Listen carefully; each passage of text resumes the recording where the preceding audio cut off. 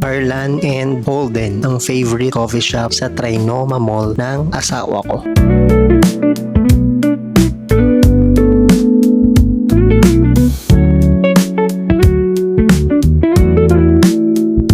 Ito yung menu nila and yung mga ino-offer nilang food.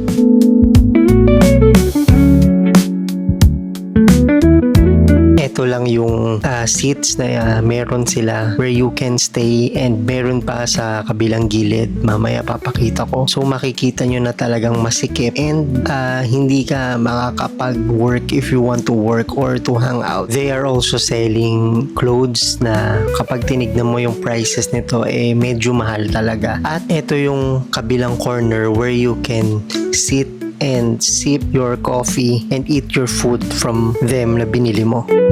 We ordered sea salt latte, isa sa mga best seller nila dito, and later I'm gonna compare this to another best seller ng katabing coffee shop, which is yung Coffee Bean and Tea Leaf. Itong sea salt latte is ang sarap niya, ang creamy, and of course may konting alat because sea salt nga yung name, diba? And parang there's a distinct taste talaga na masasabi mo dito sa coffee na to, and nakaka-enjoy siya inumin. There are 3 CBTLs before dito sa Trinoma. Ngayon is 2 na lang siya, isa malapit dun sa cinema, at ito nga yung dito sa level 3, katapat siya ng Harlan and Holden Coffee. Ito namang caramel macchiato. Madalas ito rin yung binibili ko pag nagko-coffee kami sa Coffee Bean. Pero parang naglasang candy siya. Once na nainom ko or nalasahan ko yung sea salt latte, don't get me wrong,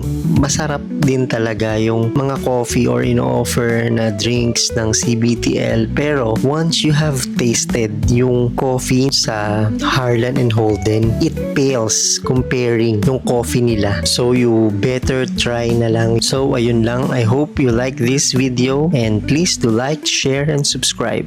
Thank you for watching, and God bless us all.